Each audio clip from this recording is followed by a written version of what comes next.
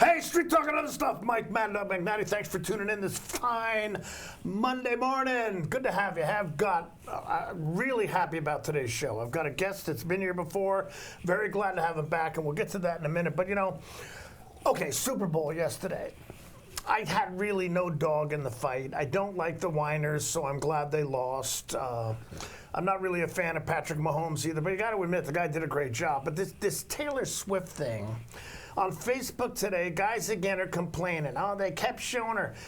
They showed her like 3 times, and it was when she was with Mahomes' wife, and they would have gone to a camera angle whether she was there or not at that time. And I watched the whole game. I don't think they mentioned her once. So what people have against this woman is just driving me nuts. She seems like a really nice person from what I know. Very generous, generous not only to the people she works with, but to other causes. So God bless the woman, okay? But hey, Street Talking Other Stuff, we're glad you're here. Like I said, you want to stick around for this one, we will be right back. So.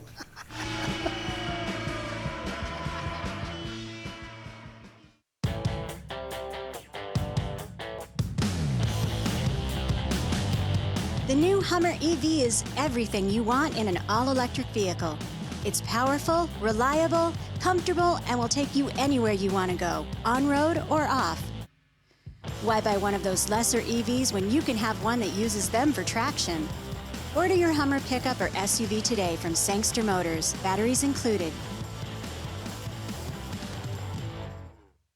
Hi folks, welcome to Save Mart. How can we help you today? We're looking for a recliner. Okay, right this way. Go ahead and move this chase on the other side. You can lift this up.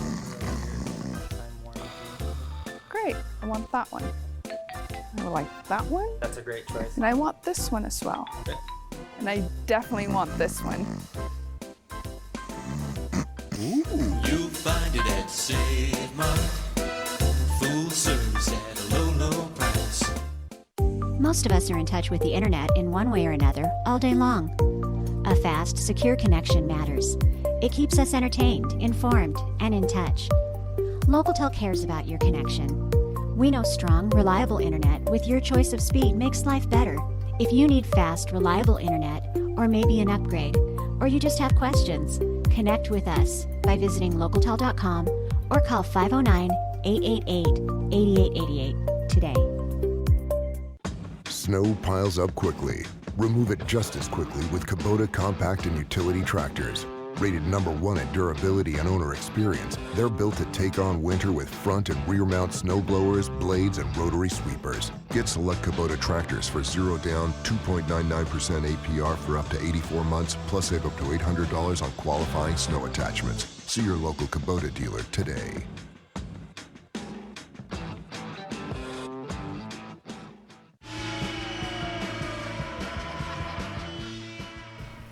All right, we're back. Street Talking Other Stuff, and I'm very happy to once again have my buddy Victor Estrada on. Victor, it's good to have you. Good to be back. Well, this man is one of the gems in our society. Yes, you are. Thank okay, you. I appreciate that. And I am honestly honored that we're friends. Me too. Just it's a cool thing, but. Tell us about yourself, okay? Give us some of the stuff, Why would I have Victor on my show? My clean dirt. Okay, Yeah. let's say, I don't know, my name is Victor. I'm a person in long-term recovery, and prior to that, I was a person that caused a lot of chaos and mayhem in this town, but for the last 8 years, 10, 11 months and something days. Really? I've been living a different life. My life today is a lot different. I'm a lot more proactive and trying to give back to the community, whether it be helping people seeking recovery, whether they're coming out of incarceration, out of treatment. I'm just living a different life today, compared to what I was living when I came here a few years back. A few years back I was working with the homeless population, You know, I'm trying to help people find housing. Well, yeah, the last time you were here, you were working for a women's resource center, and you were kind of their homeless coordinator. Homeless outreach coordinator. That's right. Yeah. Okay. Well, I still work for the Women's Resource Center. Okay, all right. Just a different title, different kind of work.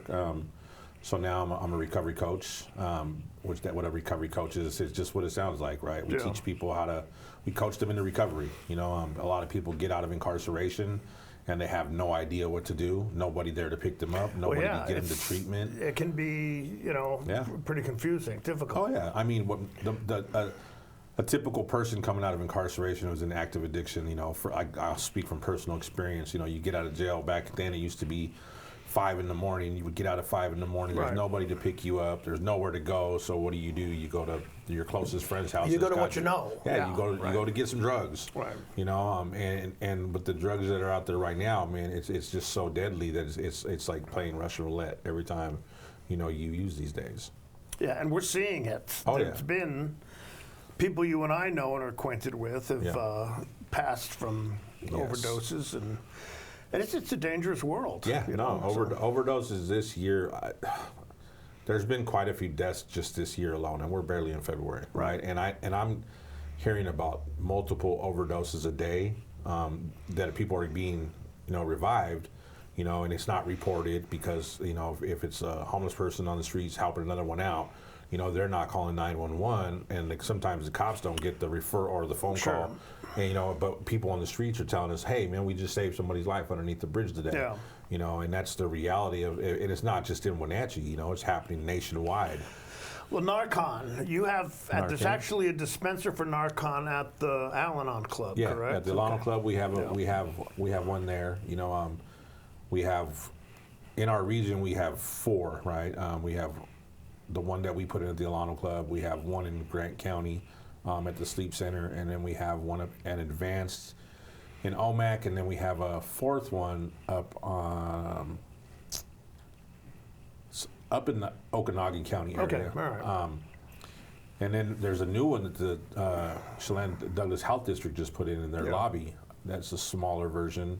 And the thing is, the problem with both of them is, the hours. Right. They're only accessible through business hours. The Alano Club is from 10 to 10, and I want to say the Health District is like 9 to 5. Okay. And all cops carry it now, right? As far as I know, they do. We've also given some to the jail. I've taken cases to the jail and dropped them off because they had an incident there not too long ago. And I know that one of my friends, Joseph Hunter, he's also, given boxes to the Wenatchee PD. I'm pretty sure it was Wenatchee PD, the fire department. Okay. It's just because it's everywhere. Yeah, and in case you don't know, I'm sure people do, but Narcan is an antidote to drug. Opioid overdose reversal. Okay. Medicine. Right. And how is it administered? Is it an injection type thing? No, the ones that we give out are nasal. Pretty much, it's pretty simple. If somebody's overdosing, you see blue lips, they're not breathing, you roll them on their side. So if they do vomit after you give them the Narcan, they won't choke on their throat. Right. So, you just administer it through their nostril. You wait 30 seconds. If they're not responsive, you give them another dose. With the fentanyl that's going around the valley right now, it's taking anywhere from 2 boxes, which is 4 doses, up to 4 boxes, which is 8 doses. Okay. All right. Okay. Now look. What inspired you? What was it that made you recover? I mean, what was it that? What made me want to get into this? Yeah. What made me want to change? I honestly, I wanted to change because I was tired of living the life that I was living. This illusion that I had built up. Gang member. Always incarcerated, going in and out of prison, thinking that was the life that I wanted to live. Yeah, and this was something that was an acceptable lifestyle for me. You, right? Yeah. I mean, that was normal for me. But at 40 years old, I was just like, man, I'm tired. I don't want to live like this anymore. I don't want to go back to prison. I don't want to go to jail. And it was at one point where I didn't want to live anymore. Mm-hmm. And after a failed attempt at suicide, which I'm grateful that it was a failed attempt, right? Because if it wasn't, I wouldn't be here today. Sure. And then after getting into recovery, I work a 12-step program.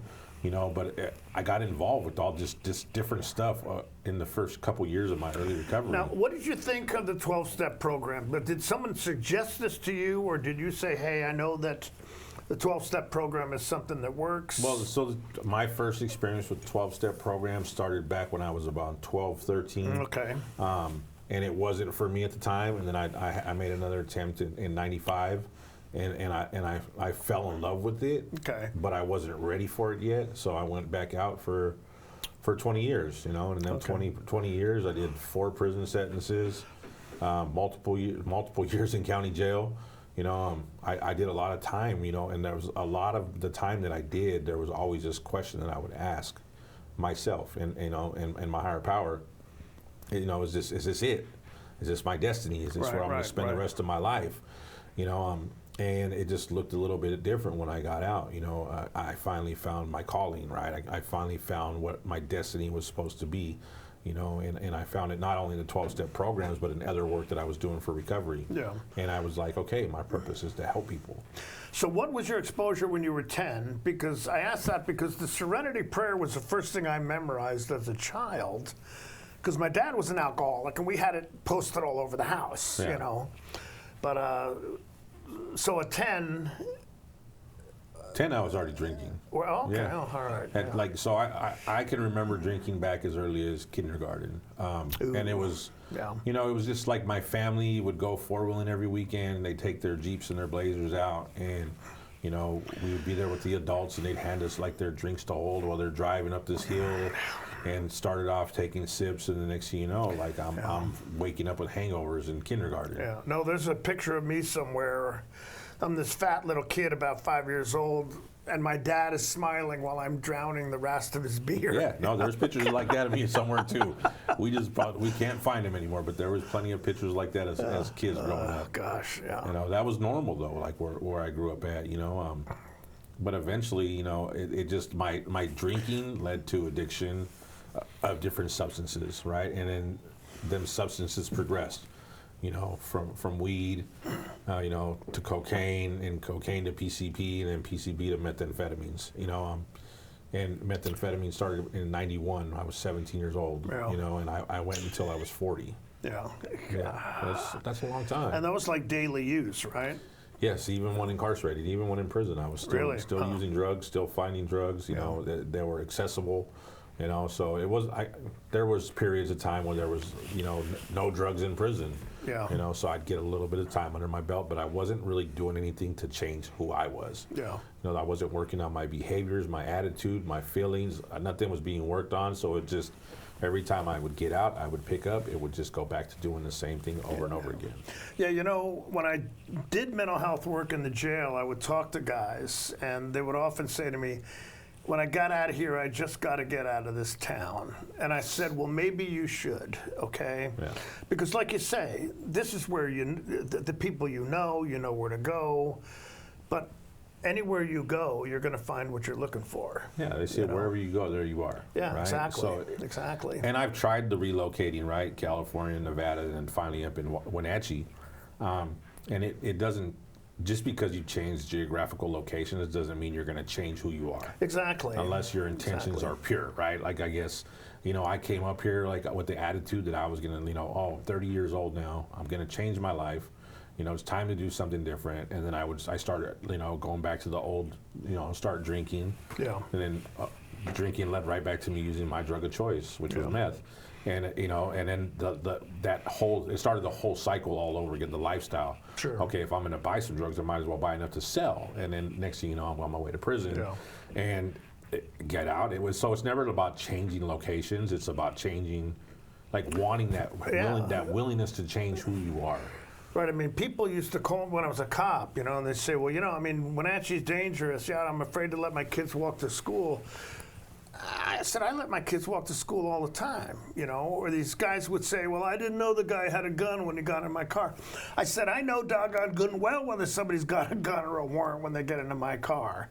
It's just, this town is different for people than it is for other people, depending on what your lifestyle is and who you're hanging around with. Most definitely. You know, I can say for me personally, when I came up here, Wenatchee was like a really soft town. You know? For real, it's like compared to where I was. Hey, you like that? You like that description? Soft town. Yeah. So, So, I mean, compared to where I was born and raised at, sure. you know, people getting shot every day, shot at every day, shot at by the police on a daily basis. Like it's really real out there. Sure. Where I was born and raised at, you know. So when I came to Wenatchee, and there was no real crime back in 2004, right? well, there was. Trust me. but not much. No, but I hear you. Yeah. I hear you. It's very different. Yeah. So, okay. Yeah. So you know, like I was saying, like it doesn't matter where you're at. Like I did a lot of, like I said when I came here, I did a lot of damage in this town, right? And when I decided that I wanted to get clean, you know, it was about changing everything, right? Changing my friends, Sure. changing my social media, you know, not like I couldn't go to a dope house after I went to a meeting and been like, hey, you're gonna come to a meeting with me, because I tried that, right? And I'm like, you need to go to a meeting with me, or you need to try this out, because this 12-step program stuff works.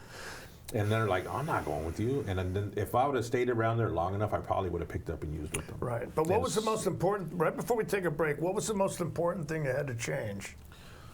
Come on, Victor. The most important thing you had to change? I don't know, man. Up here, right? Well, Your thinking? well, my thinking, but it was more in here. Like it was in my heart. All right, I was broken. We're on the same right? page. Yeah, so, I was just so broken that I knew I needed to do something different, but I didn't remember how, and it actually took a person reminding me. You know, from Wenatchee, she said, Victor, you've been in recovery before. Why don't you just go back to it? You know what it's like. And I was like, mind blown. Yeah. I was like, go to a meeting with me. She's like, I'm out of town. Okay, we're talking with Victor Estrada. Now, I hope you don't mind this nickname I gave you, the Pied Piper of Recovery. No, I read that. Okay, because I think it's great. I follow this guy on Facebook, see him all the time. He is somebody who works hard to lead people into recovery, and we're going to talk more with him in a minute. But we got to take a break. So, Street Talk and other stuff, you stick around. We will be right back. So.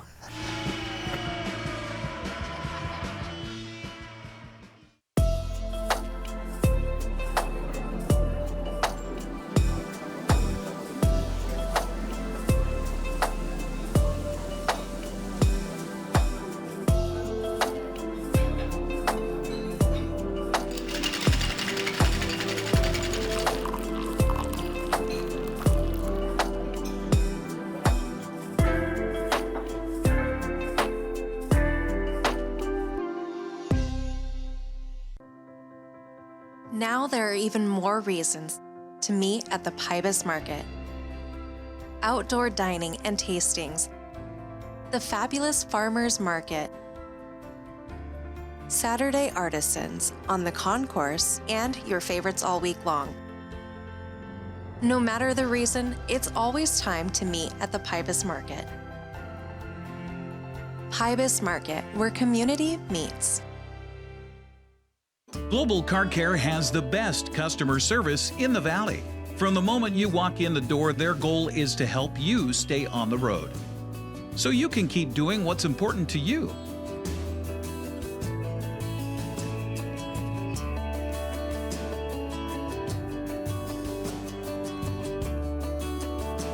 Global Car Care certified ASE mechanics stand behind your automotive repairs.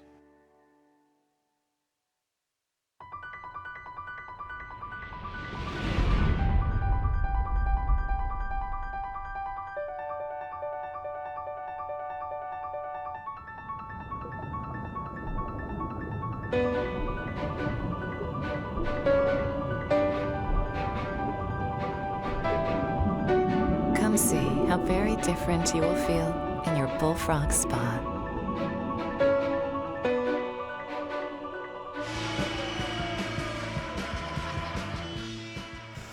All right, we're back. Street Talking other stuff. Mike Mad Dog Magnati with Mr. Victor Estrada. Victor, now I don't make Recovery the Epidemic. That is a legitimate organization, or is it just it's not an organization. Okay, it's just a saying. I'll give you a real quick. So we were at a board retreat, and we were talking about how all the funding and everything was going towards the opioid epidemic, and our chairperson said, what about the meth epidemic? What about the crack epidemic? And then she's like, it's not just about the opiates. Why don't we make recovery the epidemic? And I'm like, why don't you let me hashtag that, throw it on Facebook, and let's get that word out there. Okay. And so I made a T-shirt, and then once I posted a picture with the T-shirt that I made, people from all over the United States were like, I want a T-shirt, I want a T-shirt, I want a T-shirt, I want a T-shirt. I said, okay, well, I'm going to make these T-shirts and hoodies, and I'm going to do something to give back to the recovery community. So I was selling them, delivering them, like sending them to people all over the United States, and then I was using a percentage of the money to give back to people that were coming into recovery. Whether it was like somebody getting out of prison and hasn't had a steak or a burger in 4 or 5 years, and they were hungry, and then when they got into a recovery house, they didn't have any clothes or shoes. I was using the money that I had, like the profits that I had made, to buy new shoes, hygiene items, clothes. And then eventually it got to the point where, I got a job where there's now funding available to be able to do that for their people. So I don't really sell the merchandise anymore. Yeah. But that's what I did for a couple years, to cool. help get people to treatment, money for gas, money for food on the way there. So yeah, it's just now it's if you get on Facebook and you search hashtag Make Recovery the Epidemic, you just see people like thousands and thousands of posts. No, I love the slogan. Yeah, it's great. Thousands and thousands of people sharing their stories about recovery. Okay. All right, now you mentioned earlier the 12-step program. And I know I've told you privately, and I've said to other people, that I've mentioned to people, you need to get in the program, and what I hear is, well, that doesn't work for me. What do you say to folks like that? Well, I always say to them, what are you doing that works then? Yeah, no, this is what I like to tell people, like, give it a year. If you don't like it after a year, either your misery is refunded, or go out and get loaded again and then call me. That's why I tell people pretty bluntly, like, well, give it a year. If you don't like it, go out and get loaded again, and then tell me in 30 days how you're doing out there. Right. And one of the things I share a lot is like, I've never had anybody call me and say I successfully relapsed. I'm out here making $1 million. I got 6 girlfriends, a Lamborghini. Nobody's ever called me and told me that when they've relapsed. And I got a feeling nobody's going to. But they call me, and if they do call me, they call me from jail. Hey, Victor, man, I'm back in jail. Can you come visit me? Hey, Victor, I'm in jail. Can you put money on my phone? Hey, Victor, can you call my family? I'm incarcerated again. Yeah. I've never seen anybody go out there and be a successful drug dealer or drug addict. And this is coming from somebody that was a drug dealer and a drug addict for most of my life. Yeah. I was never successful. Like, the end to my success story was I ended up in prison every time. Yeah. And like I was just telling you during the break, and I got sick and tired of being that person. I got to the point where I hated myself. And I wanted to find a reason. So what I say to people that say 12-step programs that don't work is you're probably not ready. Yeah. And hopefully one day you are, and when you are, give me a call.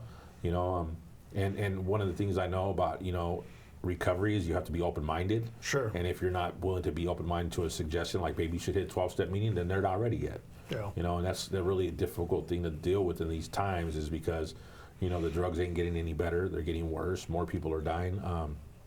I know there was, in 2022, there was 23 overdoses in Chelan Douglas County. Now, they didn't all result in deaths, did they? Yes. They did? Yes. 23 overdose deaths? Yes. In these two counties? Yes. Oh, I mean, that is way too unacceptable. Yes, it's just growing every year. The number's growing. Yeah. I want to say it was 2019. There was I don't remember the exact number, but around 15, I think it was, something like that. But it's like, and then we don't even hear about this stuff in the Valley. Well, I would imagine we don't. Yeah. Yeah, you don't hear about it in the paper. You don't read about it. You might read about it on Facebook, right? When you see a GoFundMe post, right? But nobody's really getting out there and talking about, there's a drug problem in our valley. How do we take care of it? So there's a bunch of different stuff going on now. You got me as a recovery coach in the jail, working with people coming out of jail and treatment. You got the Recovery Navigator program that is helping people that are getting arrested because the laws changed. Now, instead of getting arrested and going to jail, they're getting referrals. So they're getting referrals to the Recovery Navigator program, who's helping them get into treatment and detox. And then you got other organizations that now have peer support, right? 3 years ago, nobody was pushing that role of recovery coaches or peer support or peer to peer. And if I don't know. Like I said, a few years ago, I started going this thing, and I started hearing about these different programs. Yeah. Especially recovery coaching. There's over 100 trained recovery coaches in our region, right? And there's only probably about 20 of us that are employed. And these are people who are all former addicts, right? Yeah, all in recovery. Yeah. Yeah. Okay. Well, they say it takes one to know one, right? I mean, a person getting out of addiction is probably only going to listen to somebody who's been there before. I know for me from personal experience that, the last assessment I had done in 2014 when I was getting assessed and they told me that I was a drug addict and I needed intensive inpatient, I said, I know that. I'm here. That's why I'm here. Right. And then I asked the individual, like, what are you going to do when you go home today? And she said, I'm going to go home and I was like, how do you wind down at the end of the day? She said, well, I'm going to go home and I'm going to have a glass of wine. I'm like, so you're not an addict and you're telling me that I'm an addict, but I said, how do we relate? Like, how can you tell me that? Yeah. I know I'm an addict and that's why I'm here, So I don't know, for me that was kind of difficult, like, so I'm a big believer in lived experiences. Lived experience really like helps, I don't think that I can do a cop's job because I've never been a cop, right? And I've never lived a normal life. You'd be an interesting one. Right, yeah. I joke around because I told you earlier, I have these different meetings with Chelan County and Wenatchee PD and Douglas County and East Wenatchee PDs. I joke around, I'm like, hey, you guys hiring? And they just like, they're like, ha ha. But I know that it's possible. If you want a reference, Yeah, hey, can I put you on my resume? But it's like, it's crazy. Like, I get to go to the jail and I get to work with like the inmates that are in there, and the guards that knew me from like my past life when they see me in there. Like you would never think that somebody that used to tell you, okay, you can't do this, you can't do that, tells you you're doing good. Like you would never think that it would make you feel good, but like that hits right here every time. Yeah. Right when a guard tells me of, a guard that I watched grow up in there. And when they tell you, man, I'm proud of you, that feels really good. Yeah. It's an awesome experience, for all them years. I shared this in a group the other day with them, that I used to look at them like the enemy. And today they're my friends. Yeah, they're people restricting your freedom, telling you what to do, telling you what you can't do. Yeah. Yeah. So. Yeah, it's just interesting. We always looked at people on that side as our loving friends. Yeah. Yeah. I always called them our clients. So. Yeah. Yeah. No, that's cool. It's a good story. I'm proud of you. Thank you. It's a great thing. So. Who would have ever thought 20 years ago that we'd be sitting here today talking, right? Yeah, you never know. But it's just great when a person can take a look at themselves and say, look, I want to be a better person. Yeah. And when I do counseling, that's always my thrust with people. Whatever your issue is, you have to look at yourself. Are you okay with where you are, and what do you need to do to be a better person? Yeah. So it's good. Matter of fact, I had well, I can't go into that story, running out of time, but so maybe next time. But hey, we're talking with Mr. Victor Estrada. He's a recovering addict. He works with addicts in town. He's what I call the Pied Piper of recovery here. When we come back and say goodbye to him, I'm going to ask him how you can get in touch with him if you know someone or if you yourself are looking to get into a recovery program. But hey, Street Talk and other stuff, you stick around. We will be right back. So.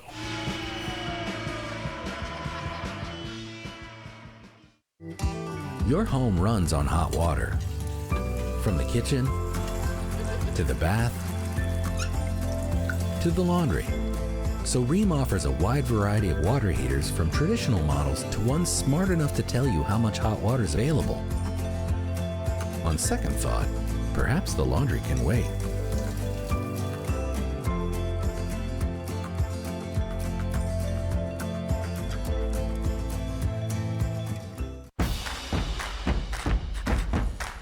A ductless unit from Carrier can keep anyone comfortable. Take Shelly, for instance. She finds me time in her new attic-turned-home gym. And with her Carrier ductless unit, the temperature is always perfect. No matter how intense her workout gets. Carrier. Total comfort, totally happy. Turn to the experts, Carrier and Alpine Air. Heat and air, call Alpine Air.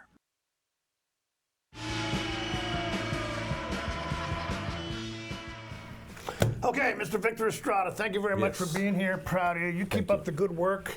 You can contact Victor on Facebook. He's there, posts just about every day. But hey, Street Talk and other stuff. Thanks for tuning in. We will see you next week. Bye-bye.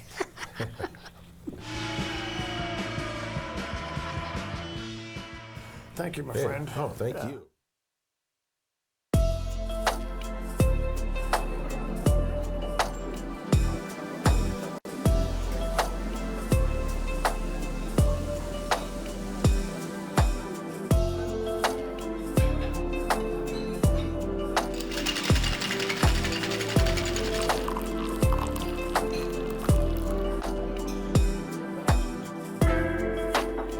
sports world. We have 5-star prospects in both boys and girls basketball. And we'll also take you to Florida to meet the tallest teenager in the world.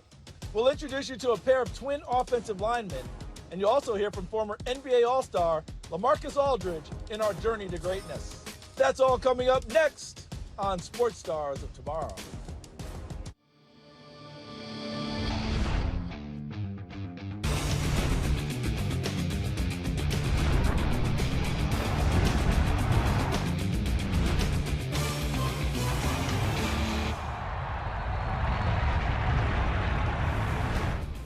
Welcome to Sports Stars of Tomorrow. I'm your host, Charles Davis. We're going to tip off today's show in Arizona with a star player from one of the country's best programs. And that's this week's 5-star feature.